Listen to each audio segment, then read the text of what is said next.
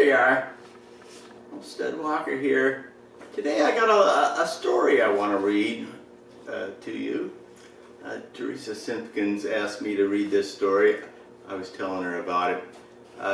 It's all about Earnest Hemingway and his book titles. I wrote this in, I think, it was probably about 1990 when I was going to college up in Bellingham, Washington. And I used to see this guy riding the bus, and I always thought he looked like Ernest Hemingway. Well, the college had a literary magazine, and they had a call for submissions, and I wanted to write a little story. So I've been thinking a lot about writing a short story, and so one day I rode the bus home, and I saw that Ernest Hemingway guy, and I went home and I took a nap, and when I woke up I had a distinct idea of what I wanted to do, and I got a book of Ernest Hemingway's, and I went to the page where it has all of his book titles, and I wrote out this story in about a half hour. I think it took me. So, and it's called The Day I Died. And basically, I'm talking to Ernest Hemingway, and he's responding with his book titles or allusions to his book titles. So, if you're not a huge Ernest Hemingway fan, it might not be that much fun for you, but you might recognize a few Ernest Hemingway book titles in here anyway. So, without further ado, here's the story. The Day I Died. I saw Ernest Hemingway riding the bus that day. The snow was coming down, blanketing everything a soft white. He wore a tan trench coat and a faded green hat with a raffle ticket stuck in the hat band. He carried a plastic bag full of books and a look of weary determination as he sat down in the seat in front of me. Looking out the window, he said, "They look like white elephants." "What does?" "The hills. It's supposed to snow more after sunset." "Ah, yes, the sun sets, but it also rises." "What are you talking about?"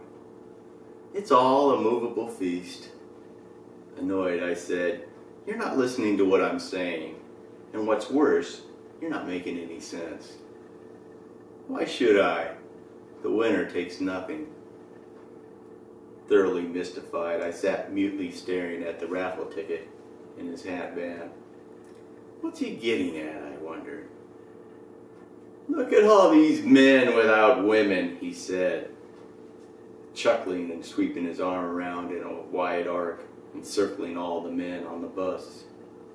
"You talk funny, old man." "Want a drink?" he asked, pulling out a Boda bag from under his shirt. "I don't drink." "You should. To truly see, you must have and have not." "Wine is perspective," he replied, taking a long drink himself. A drop of red wine settled into the whiskers on his chin. Changing the subject, I said, "It looks like we're in for quite a bit of snow." "Like the snows of Kilimanjaro."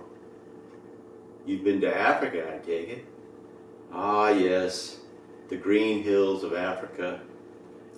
We passed over Watcom Creek, and I thought I heard him mutter, "Across the river and into the trees." "What did you say?" I asked. He acted like he didn't hear me and continued to stare out the window. Suddenly he straightened up and cried, "Look!" as he pointed a bony finger out at the bay. I saw an old man in a rowboat out on the bay in the middle of a snowstorm. "Crazy old man," I said. "Yes, but look at the sea." "I don't see anything." "That's your problem. Why, in our time..." "What about your time?" I sneered. "Tell me what was so great about your time." "Forget it," he said. "I've given a farewell to arms." Irritated and wondering about the sanity of the old man, I sat back and stared out the window. We rode along silently until we came to a church. A long black hearse sat outside. The parking lot was full. A single bell rang continuously. "I wonder who they're ringing the bell for," I said to him. He turned around and for the first time looked me in the eye as he said, "Don't ask." That's my story. What do you think, Peach? You think it's okay? You want to tell the YouTubers bye-bye? Well, I hope you liked the story. I sure appreciate you stopping by. Take care, friends. I'll see you down the trail. Say it, Peach. Bye-bye.